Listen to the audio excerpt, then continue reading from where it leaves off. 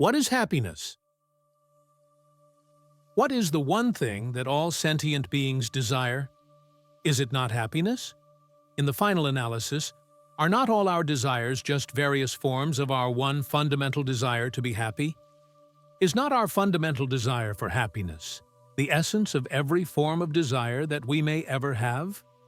Our desire for happiness is the driving force behind all the countless forms of effort that we are always making. We do not do anything, whether through mind, speech, or body, that is not driven by our fundamental desire to be happy.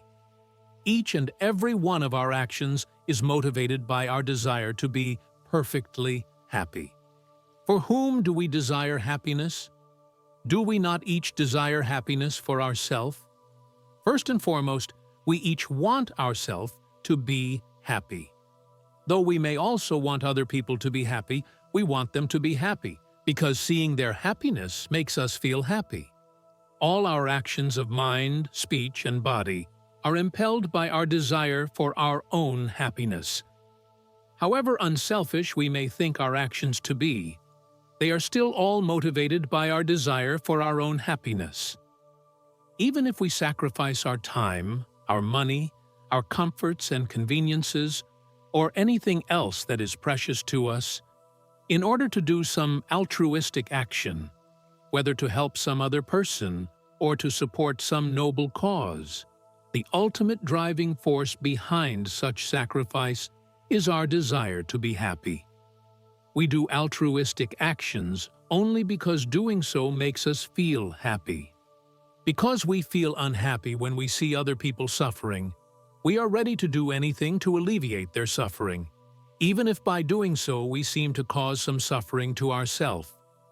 We feel happier suffering to help other people than we would feel if we did nothing to help them. In fact, we may derive positive happiness from our suffering, because we know we are undergoing it for the sake of others. Taking this to an extreme, some people actually choose to suffer for the sake of suffering, because they cannot feel happy unless they feel that they are suffering. They derive pleasure by undergoing what appears to be suffering, because for them, that seeming suffering is not really suffering, but is only a form of pleasure. Whatever extreme form our desire may take, whether some truly noble altruistic form or some deeply perverse masochistic form, in essence, it is still only a desire for our own happiness. Why is our desire for our own happiness the fundamental and ultimate cause of our desire for the happiness of other people? Why do we desire their happiness primarily because it contributes to our own happiness? Why, in other words, do we ultimately desire our own happiness more than we desire the happiness of others? We are primarily concerned with our own happiness because we love ourselves more than we love any other person or thing.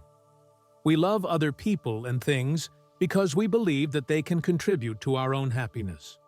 We love each of them only to the extent to which we believe that they are able to make us happy. And if we thought that they did not, or could not in some way or other contribute to our happiness, we would feel no particular love for them. Our greatest love is only for ourselves, and it is for our own sake that we love other people and things. We love our family, our friends, and our possessions because we feel that they are ours, and because loving them makes us feel happy.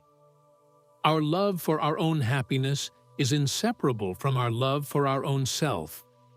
Because we love our own self above all other things, we desire our own happiness above all other things.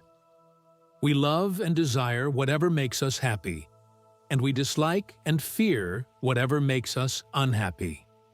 All our likes and dislikes, all our desires and fears are rooted in our love for our own happiness, which in turn is rooted in our love for our own self. Why do we love our own self more than we love any other person or thing? The reason we love certain other people and certain other things is because we feel that they make us happy, or at least can make us happy. That is, we love whatever we believe can give us happiness. If we know that something does not make us happy, and cannot make us happy, we do not feel any particular love for it. Is not happiness, therefore, the fundamental cause of all forms of love?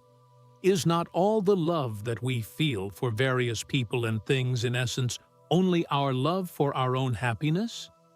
Do we not love only those things that are potential sources of happiness for us? Therefore, since we love our own self above all other things, is it not clear that we ourselves are foremost among all the potential sources of our happiness? In fact, we are the only true source of all our happiness, because whatever happiness we seem to derive from other people or things arises only from within us. Since all our happiness ultimately comes only from within us, is it not clear that happiness is something inherent in us? In fact, happiness is our own true and essential nature. Therefore, the reason why we love our own self more than any other person or thing is simply that we ourself are happiness, the fullness of perfect happiness, and the one ultimate source of all the various forms of happiness that we seemingly derive from other people and things. Our love for our own self and for our own happiness is not wrong. It is perfectly natural and therefore unavoidable. It becomes wrong only when, due to our lack of correct understanding about where true happiness lies, it impels us to do actions that cause harm to other people. Therefore, in order to avoid doing any harm to anyone, to avoid making anyone else unhappy, it is essential that we understand what true happiness is and where our true happiness lies. In order to understand this, we must first understand more about ourselves. Since love and happiness are subjective feelings that are experienced by us, we cannot understand the true nature of either of them without first understanding the true nature of ourself. Only if we understand our own true nature will we be able to understand how the desire for happiness arises within us, and why we love our own self and our own happiness above all other things. The converse side of our desire to be happy is our desire to be free from pain, suffering, misery, or any other form of unhappiness. What we all desire is to be perfectly happy, free from even the least form of unhappiness. In fact, what we call happiness is just the state in which we are free from unhappiness. Our natural state is to be happy. Our desire for happiness is our desire for our natural state. Consciously or unconsciously, we are all seeking what is natural for us. For example, when we have a headache, why do we wish to be free of it?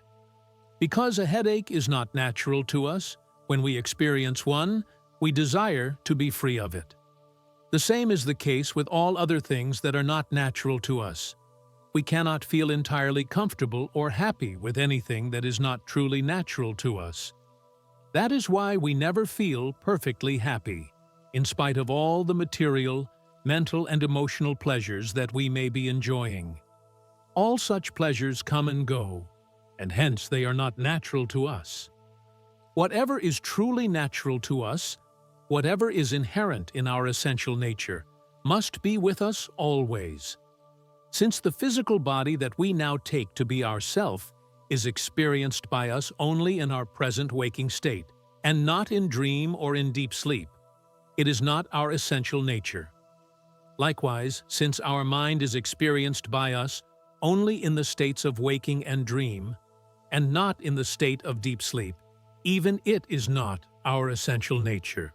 Because in deep sleep we remain peacefully and happily without either our mind or our body, neither of them is natural to us. Though this contention that we exist in the absence of our mind and body in deep sleep may initially seem strange to us, and may therefore on superficial observation appear to be questionable. If we consider it carefully, we will clearly understand that it is not merely a dubious supposition, but is in fact the obvious truth that each one of us actually experiences in deep sleep, as we shall see more clearly when we examine our three states of consciousness in greater detail in the next chapter. Therefore, since our mind and body are not natural to us, we can never feel completely at ease or happy with either of them, or with any of the material, sensual, mental, intellectual, or emotional pleasures that we may enjoy through them. Why should we think that happiness is our natural state, and that unhappiness is something unnatural to us? If our true nature is really happiness, why do we not feel perfectly happy at all times? How does unhappiness arise? We can understand this by critically analyzing our experience of our three states of consciousness: waking, dream, and deep sleep. In our waking and dream states, we experience a mixture of pleasure and pain, or happiness and unhappiness. But what do we experience in deep sleep, when this mixture of pleasure and pain is removed? In the absence of this mixture, do we experience happiness or unhappiness? In the state of deep sleep, do we not feel perfectly happy and free from all misery or unhappiness? Is it not clear, therefore, that neither unhappiness nor a mixture of happiness and unhappiness is natural to us? Since we can exist in the absence of unhappiness, it cannot be our real nature. Unhappiness is merely a negation of happiness, which is natural to us, if unhappiness cannot be our real nature because we can exist in its absence. Can we not say the same about happiness? When we are unhappy, are we not existing in the absence of happiness? No, happiness is something that is never entirely absent. Unhappiness is a relative state, one which exists relative only to happiness. Without the underlying existence of happiness, there would be no such thing as unhappiness. We feel unhappy only because we desire to be happy. If happiness were ever to become absolutely non-existent, we would not feel any desire for it, and hence we would not feel unhappy. Even in a state of the most intense unhappiness, happiness still exists as something for which we feel desire. There is therefore no such thing as absolute unhappiness. If unhappiness is something that is merely relative, can we not say the same about happiness? Is not happiness also a relative state, one which exists relative only to unhappiness? The happiness that we experience in waking and dream is certainly relative, and is therefore always incomplete or imperfect. But can we say the same about the happiness that we experience in deep sleep? Does the happiness of deep sleep exist relative only to unhappiness? No. In deep sleep, unhappiness is totally absent. When we are asleep, unhappiness does not exist even as a thought, or as something that we fear or desire to avoid. Therefore, since unhappiness cannot exist without a desire for happiness, but happiness can exist without even the slightest notion of unhappiness, unhappiness is entirely relative, whereas happiness may be either relative or absolute. The relative happiness and unhappiness that we experience in our waking and dream states are a distorted reflection of the absolute happiness that is our true nature, and that underlies all our three states of waking, dream, and deep sleep. We experience relative happiness and unhappiness in the waking and dream states because at that time our real nature of absolute happiness is somehow clouded over and obscured. What is it in the waking and dream states that obscures our natural state of absolute happiness? Why in deep sleep do we experience perfect happiness, untainted by even the least trace of unhappiness? Whereas in the waking and dream states, we experience only a mixture of relative happiness and unhappiness? What is the difference between deep sleep and our other two states that allows us to experience absolute happiness in the former, but only relative happiness and unhappiness in the latter? In deep sleep, our mind is absent, and along with it all forms of thought are absent, whereas in the waking and dream states our mind has risen and is active, thinking thoughts of innumerable different things. When our mind and all its thoughts are absent, as in deep sleep, we experience perfect happiness. Whereas when our mind is active, thinking one thought after another, as in waking and dream, we experience only a mixture of partial happiness and partial unhappiness. Is it not clear, therefore, that the rising of our mind and its thoughts is what obscures our natural state of absolute happiness? Even now, in this waking state, our true and essential nature is absolute happiness, but that absolute happiness is clouded over and obscured by the persistent activity of our mind. Therefore, since our mental activity is the cloud or veil that obscures from our experience our own inherent and natural happiness, all we need do to experience that happiness in full is to put an end to all our mental activity, to cease rising as a mind to think anything. Since we experience perfect happiness in sleep due to the cessation of mental activity, we can experience the same happiness even now, in the waking state, provided we refrain from all thought or mental activity. Since our natural and absolute happiness is thus obscured by our mind's constant flow of thoughts, which rise one after another in rapid succession, how in the midst of that flow do we experience varying degrees of relative happiness and unhappiness? Since our activity of thinking is the cloud that obscures our natural happiness, the more intense that activity grows, the more densely it obscures our inherent happiness. When our mind is extremely agitated, that is, when its activity of thinking becomes very intense, we are unable to experience more than a glimmer of our inherent happiness, and therefore we feel restless and unhappy. But when our mind becomes relatively calm, that is, when its activity of thinking decreases, we are able to experience our inherent happiness more fully, and therefore we feel comparatively peaceful and happy. Thus, calmness and peace of mind makes us feel relatively happy, while restlessness and agitation of mind makes us feel relatively unhappy. Is this not the experience of all of us? Do we not all feel peaceful and happy when our mind is calm and at rest? And do we not all feel restless and unhappy when our mind is agitated and disturbed? The reason why we experience perfect happiness in deep sleep is that our mind has then become perfectly calm and peaceful, having subsided by withdrawing from all its activity. Since no thoughts rise in deep sleep to disturb our natural state of peaceful being, in that state, we experience our inherent happiness without the least obstruction. Is it not clear, therefore, that happiness is a state of being and unhappiness is a state of doing?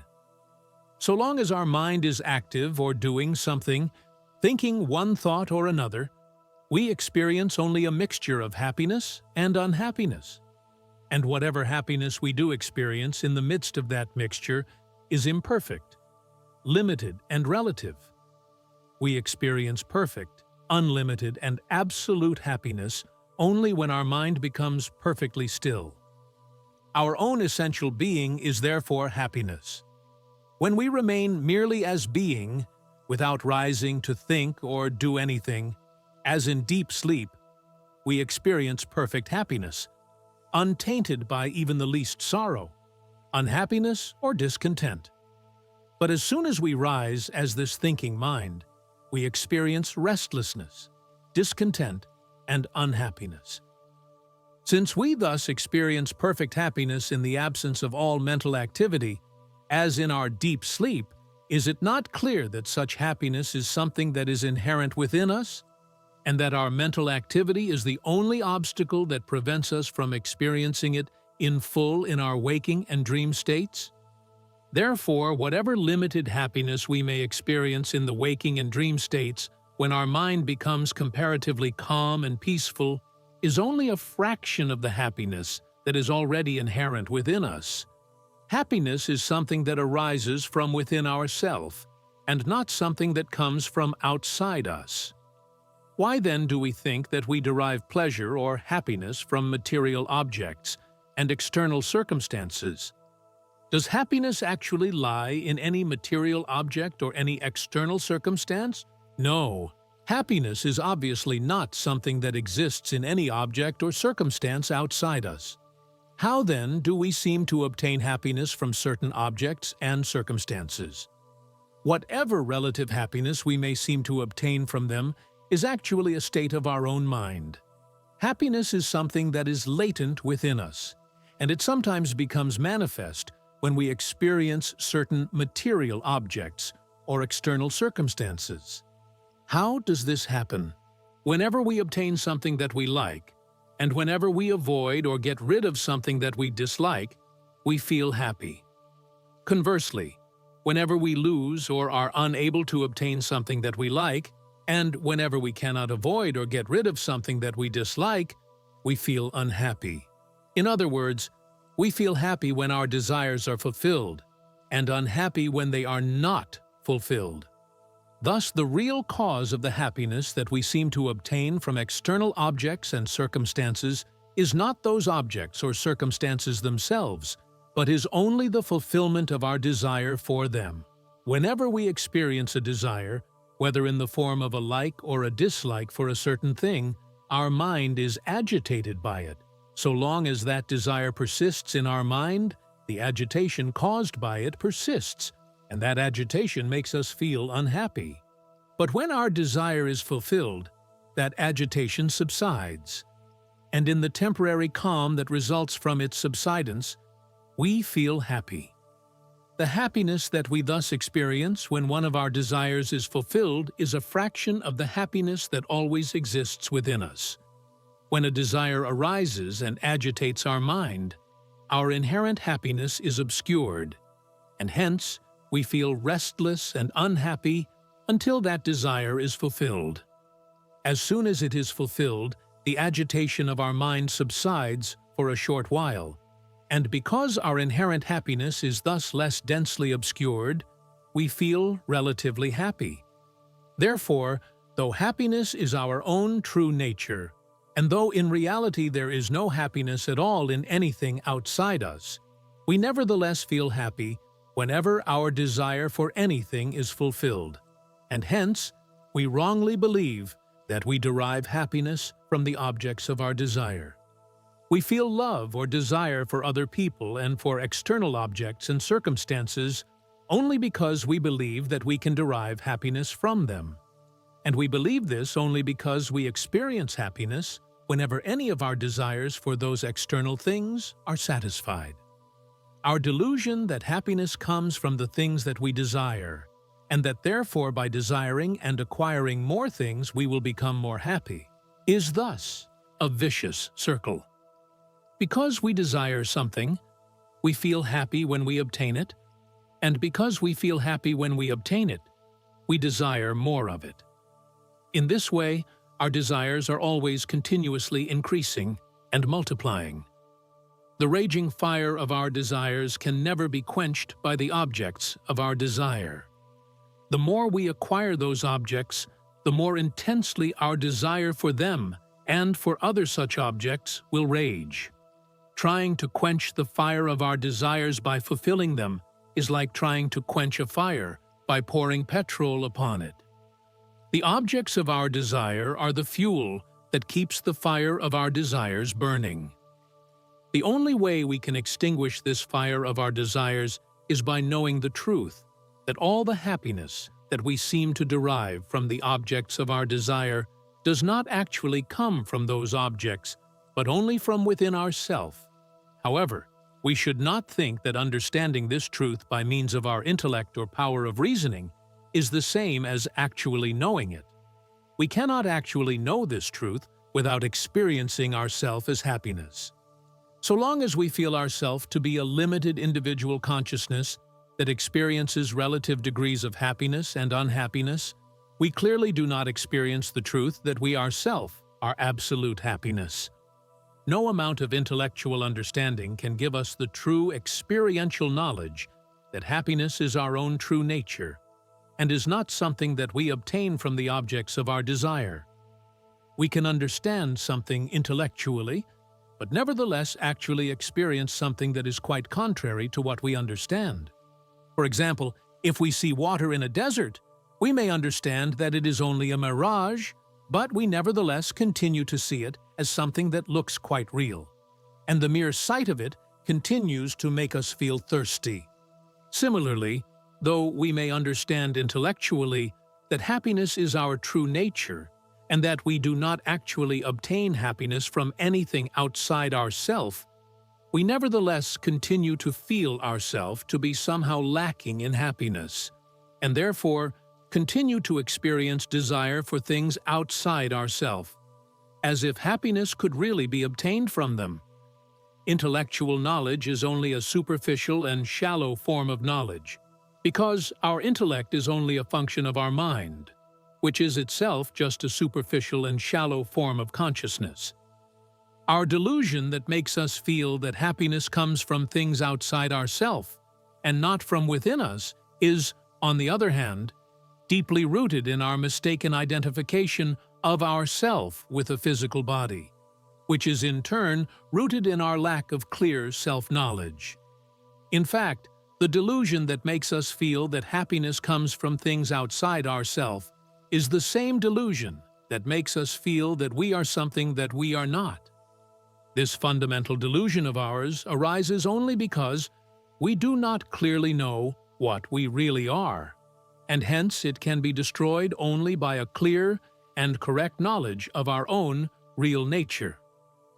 No intellectual knowledge, therefore, can destroy this deep-rooted delusion of ours. The only knowledge that can destroy it is true experiential knowledge of what we really are.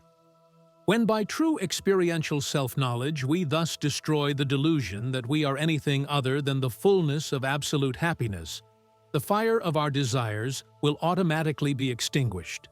Though no amount of intellectual understanding can destroy our deeply rooted delusion, a clear intellectual understanding of the truth is nevertheless necessary, because without such an understanding, we would not know how to discover what true happiness is. A clear and correct understanding of the true nature of happiness will enable us to know not only where we should seek happiness, but also how we should actually endeavor to seek it. Let us therefore analyze more deeply how our delusion that we obtain happiness from external objects and circumstances arises. Let us suppose that we like chocolate. In our mind, we associate the bittersweet taste of chocolate with the feeling of pleasure that we are accustomed to experience whenever we taste it. But does the taste of chocolate necessarily create a feeling of pleasure?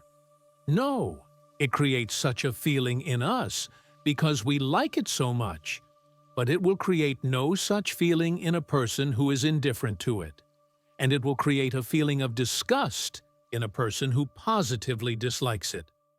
Moreover, if we eat too much chocolate and thereby make ourselves sick, we will begin to feel an aversion for it, at least temporarily. So, if we eat more of it at that time, it will not create any feeling of pleasure but only a feeling of disgust. Therefore, it is clear that the happiness we think we derive from eating chocolate is determined not by the actual taste of chocolate, but only by our liking for that taste. The same is the case with any of the pleasures that we experience through our five senses. Our senses can only tell us the impressions created by a thing, for example, the taste, aroma, texture, and color of chocolate, and the crinkling sound of the silver foil in which it is wrapped. But it is our mind which determines whether or not we like those impressions. If we like them, we do not even have to taste chocolate to feel pleasure from it. Even the sight or smell of chocolate, or the sound of its silver foil being opened, will give us pleasure. In fact, we often seem to derive more pleasure from the anticipation of enjoying something than we do when we actually experience it. Therefore, even the thought of some object of our desire can give us pleasure, though that pleasure will always be mixed with a restlessness to experience it actually. Only when we actually experience it will our desire for it be fully satisfied. However, since that satisfaction is usually experienced only momentarily, we may sometimes appear to enjoy more pleasure from the cumulative buildup of our anticipation for it than we actually enjoy when we experience it. Moreover, if our mind is distracted by other thoughts, we may not feel any particular pleasure when we eat chocolate, even though we have so much liking for it. Only when our mind is relatively free of other thoughts can we really enjoy the taste of chocolate or the pleasure of satisfying any of our other desires. A clear illustration of this is something that most of us have probably experienced. If we are watching a good film or an entertaining program on television while eating a meal, no matter how tasty and to our liking that meal may be, we will hardly notice its taste, and we will experience no particular pleasure in eating it.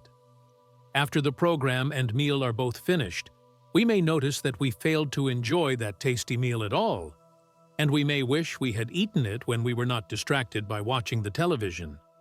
Because we were more interested in the program or film we were watching than in the meal we were eating, we failed to enjoy the meal. And the reason why we took greater interest in enjoying the film than in enjoying our meal was that at that time our desire for the enjoyment of the film was greater than our desire for the enjoyment of the meal. However, if we had been really hungry before sitting down to eat that meal and watch that film, we would probably have enjoyed the meal with great relish, and would therefore have hardly noticed the film we were watching. Even if the meal were not particularly tasty, if we had been really hungry, we would have enjoyed it nonetheless. When we are really hungry, that is, when our desire for food is very intense, we can relish and enjoy even the most tasteless meal. Our hunger or real desire for nourishment is the best of all condiments. The spice of real hunger will give the pleasantest taste even to the most tasteless food, and even to food that would normally taste positively unpleasant. Conversely, if the spice of real hunger is missing, we can eat even the most tasty food without particularly relishing it. Is it not clear, therefore, that the relative degrees of happiness that we derive from enjoying the objects of our desires are not only entirely subjective and dependent upon our relative degree of liking for those objects, but are primarily determined by the fluctuations of our mind and of the successive waves of excitement of our desires, our anticipations, and our ultimate satisfactions? In the midst of all this excited activity of our mind, how do the fragments of happiness that we experience appear? These successive waves of our mental excitement have their peaks and their troughs. They rise to their peaks when our mind is most agitated by its desires, and they subside to their troughs when our mind experiences the satisfaction of anticipating or actually enjoying the objects of its desires. During the brief troughs between the successive peaks of our desires, our mind is momentarily calm. And in that calmness, the happiness that is always inherent in us is less densely obscured, and therefore manifests itself more clearly. So long as our mind is active, it is constantly fluctuating between the peaks of its desire or dissatisfaction and the troughs of its contentment or satisfaction. Our desires and our fears, our likes and our dislikes, our cravings and our aversions, all agitate and impel the activity of our mind to the peaks of its intensity. And such intense peaks of activity obscure our inherent happiness, and thereby make us feel dissatisfied, discontented, and unhappy. The more intense and agitated the activity of our mind becomes, the more rapidly it rises from one peak to another, and hence the briefer and shallower the troughs between those peaks become. However, if we are able to restrain our desires, fears, likes, dislikes, cravings, aversions, and other such passions, the activity of our mind will become less intense. That is, its peaks will be less frequent, and will rise less high, and the troughs between those peaks will be wider and deeper. Thus, when the agitated and passionate activity of our mind becomes less intense, we feel calmer and more contented, and hence we are able to experience more clearly the happiness that is always within us. The happiness that we derive from eating a piece of chocolate comes not from that piece of chocolate itself, but only from the satisfaction we feel as a result of the gratification of our desire for it. When such a desire is gratified, from where does the resulting feeling of satisfaction or happiness actually come? It clearly does not come from the object of our desire or from anything else outside us, but only from within ourself. If we carefully observe the feeling of happiness that we experience when we eat a piece of chocolate, or when we enjoy any other object of our desire, we will clearly see that it arises from within ourself, and as a result of the temporary subsidence of our mental agitation caused by that desire. Our satisfaction and the happiness that seems to result from it are both subjective feelings that arise from our innermost being and that we accordingly experience only within ourself. Since all happiness thus comes only from our own innermost self, is it not clear that happiness already exists within us, at least in a latent form? Why then should we waste our time and energy trying to experience that happiness in a roundabout manner by gratifying our desires for external objects and circumstances? Why should we not try instead to experience it in a direct manner by turning our attention within to discover the source from which all happiness arises? Desire arises within us in various forms, as likes or dislikes, as cravings or aversions, as hopes or fears. But in whatever form it rises, it disturbs the natural peace of our mind, and thereby obscures the happiness that is always within us. All the misery or unhappiness that we experience is caused only by our desires.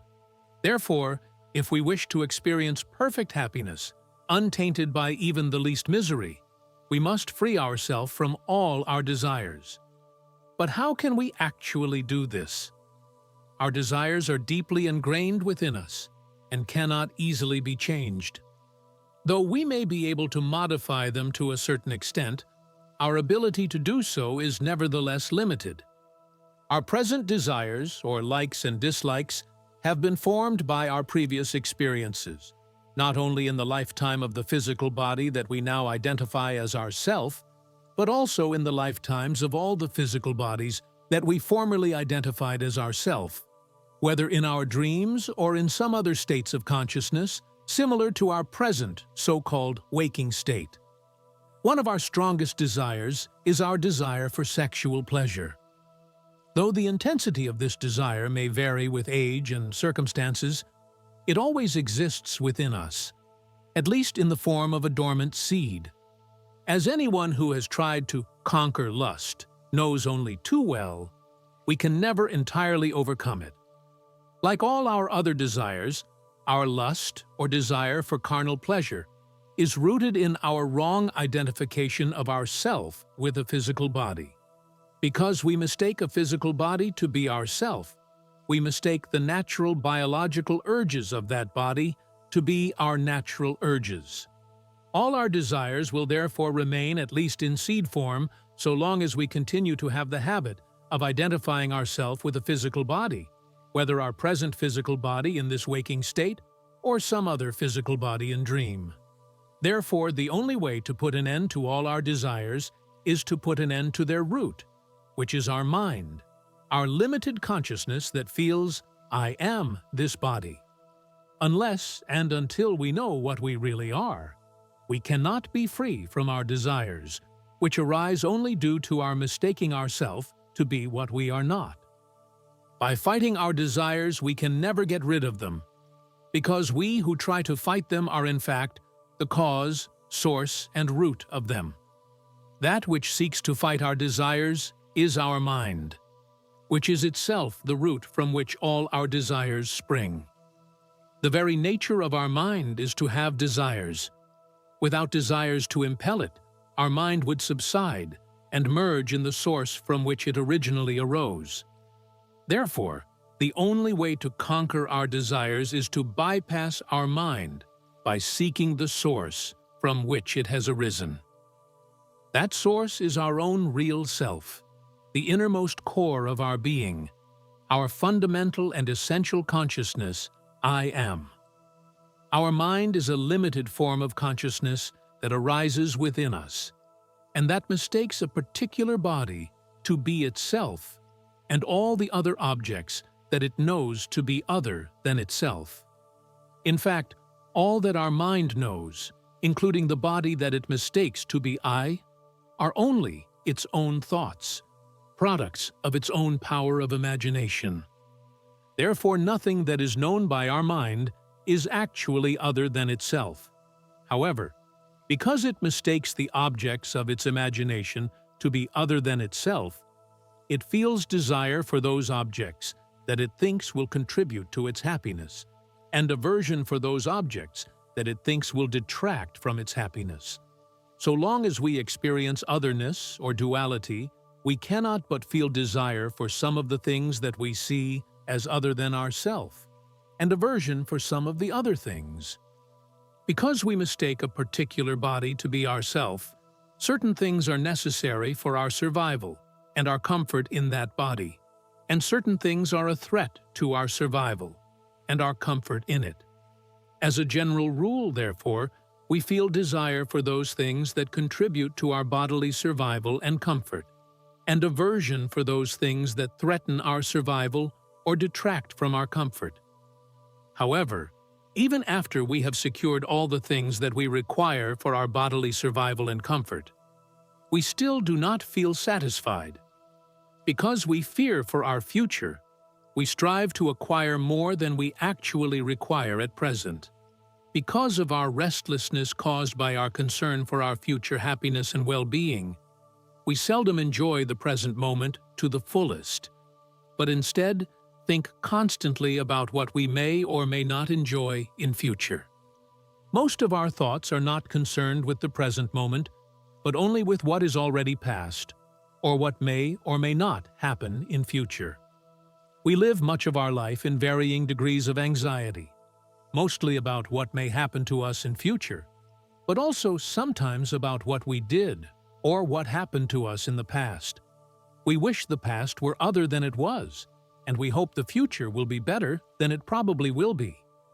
Because our mind is filled with thoughts about the past, and with aspirations for or anxiety about the future, we seldom feel completely satisfied with the present moment, and with all that we now enjoy and possess. All our lack of satisfaction or contentment with the present moment is caused only by our desires, and by their inevitable consequences, our fears. Desire and fear are, in fact, not two different things, but just two aspects of the same one thing. So long as we desire whatever things appear to contribute to our happiness, we will inevitably fear whatever things appear to detract from our happiness. Fear is therefore simply the converse side of desire. Every fear is in fact a form of desire, because our fear of a particular thing is simply our desire to avoid or be free of that thing. However, whatever form our desire may take, whether it manifests as a hope or a fear, a like or a dislike, a craving or an aversion, it always deprives us of our natural peace or contentment. Therefore, so long as we have any form of desire, we can never be perfectly satisfied. However favorable and pleasant our present circumstances may be, however much material wealth we may have, however many possessions we may have accumulated, however much security we may have surrounded ourselves with, however many friends and admirers we may have, however affectionate and kind our relatives and associates may be, we still do not feel perfectly satisfied, and we restlessly search for something more. Even if we do not attach much importance to wealth and material possessions, we still seek satisfaction and happiness outside ourself, in some form of external pursuit or entertainment, such as a social activity, an involvement in politics, an intellectual pastime, a religion, a philosophy, a science, an art, a profession, a sport, or a hobby. Through all our mental and physical activities, of whatever kind they may be, we are seeking to obtain happiness and to avoid misery, and our activities will not cease permanently until we experience happiness in full, untainted by even the least misery, sorrow, or unhappiness. All our efforts to attain happiness will continue until our all-consuming desire for perfect happiness is permanently satisfied. We know from experience that this fundamental desire of ours is never completely satisfied in spite of all our efforts to obtain happiness from external objects and circumstances. Nothing and no person in this material world can ever make us perfectly happy. However happy we may sometimes feel ourselves to be, our happiness is nevertheless imperfect and short-lived, and hence we continue to search restlessly for more happiness. Every effort that we make through our mind, speech, and body, every thought, word, and deed of ours is impelled only by our desire for happiness and our fear of unhappiness. Because of our mistaken conviction that happiness and unhappiness both come from external objects and circumstances, a conviction that is so strong and deep-rooted that it persists in spite of all our intellectual understanding that happiness actually comes only from within us, and that unhappiness is caused only by the agitated activity of our mind. We unceasingly direct our attention and efforts towards those external objects and circumstances. Whenever we experience something that we desire, the agitation of our mind caused by that desire subsides temporarily, allowing us to experience for a short while the happiness that always exists within us. However, because we fail to recognize that the happiness that we thus experience already exists within us, we always wrongly associate it with the objects of our desire, and thus we have developed a strong and deeply rooted conviction that we obtain happiness from people, objects, and circumstances outside ourselves. Because of this strong conviction, we continue to desire those things that we believe to be potential sources of happiness for us. Our desires can therefore never be satisfied fully, because whenever we experience a little happiness from the satisfaction of one of our desires, our fundamental desire for complete and perfect happiness impels us to seek greater happiness by attempting to satisfy more of our desires. Therefore, the happiness that we experience when one of our desires is fulfilled is very short-lived, because some other desire immediately arises in our mind. That is, we experience such happiness only in the temporary period of calm that results from the satisfaction of one of our desires, and such a period of calm creates an opportunity for some other desire to arise. Innumerable desires exist in our mind in a dormant or latent form, and each one of them is awaiting a suitable opportunity to rise to the surface of our mind. At any single moment, our mind can attend to only one thought. Therefore, each of our thoughts can rise only when our previous thought has subsided. However, since our thoughts rise and subside in rapid succession, we feel that we are thinking of several things simultaneously. That is, just as the speed at which the frames of a movie film are projected on a cinema screen is so rapid that we are unable to perceive the gap between two consecutive frames, and hence we see a continuous moving picture. So the speed at which our thoughts rise and subside is so rapid that we are unable to perceive the extremely brief gap between two consecutive thoughts, and hence we experience a continuous and unbroken flow of thoughts. However, though our thoughts rise and subside so rapidly, there is nevertheless a limit to the number of thoughts that can rise in our mind during each fraction of a second, because at any precise moment, only one thought can be active. Hence, in order to rise to the surface of our mind, each of our many latent thoughts or dormant desires must await a suitable gap between the subsiding and rising of our other thoughts or desires. Therefore, as soon as a relative quiescence occurs in our mental activity due to the satisfaction of one of our desires, many of our other desires will clamor to rise in its place. This process of some thought or other rising as soon as a relative quiescence occurs in our mental activity can be clearly perceived by us if we deliberately try to quieten the activity of our mind by some form of meditation. Whenever we try to avoid thinking of one thing, the thought of some other thing will rise in our mind. The more we try to quieten our mental activity, the more vigorously other thoughts will arise to take the place of the thoughts we are trying to avoid. All such thoughts that arise in our relatively quiescent mind are impelled by our desire to obtain happiness from things other than our own essential self. So long as we mistake ourselves to be this limited form of consciousness that we call our mind, we will experience desire to obtain those things other than ourself that we believe will make us happy, and to avoid those things that we believe will make us unhappy. And so long as such desire persists, our mind will continue to think one thought after another. Whenever our mind becomes tired of this restless activity of thinking innumerable thoughts, it subsides temporarily in deep sleep. But from such sleep it will soon be roused once again by its dormant desires, and will thereby experience either a dream or a state such as our present one, which we take to be a state of waking. Therefore, until we put an end to our mistaken identification of ourself with our mind, which is the root of all our desires, we can never put an end to all our desires, and hence we can never remain without either thinking of things other than our essential self, or instead falling temporarily into the state of deep sleep. Throughout our waking and dream states, our mind experiences an unceasing turmoil of desires. One desire or another is always raging in our mind. All our mental activity is driven only by desire. Every thought that rises in our mind is impelled by some desire, and every desire is a form of thought. Desire and thought are therefore inseparable.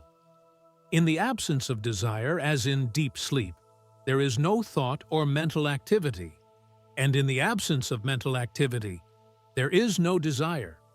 The more intensely we experience a desire, the more active and agitated our mind becomes. Whenever our mind is active, that activity obscures to a greater or lesser extent the happiness that always exists within us. The more intense our mental activity becomes, the more densely our natural happiness is obscured.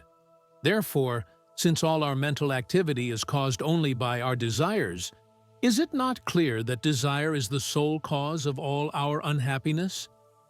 Whatever form of unhappiness we may experience, we can always trace its origin back to some desire that exists in our mind.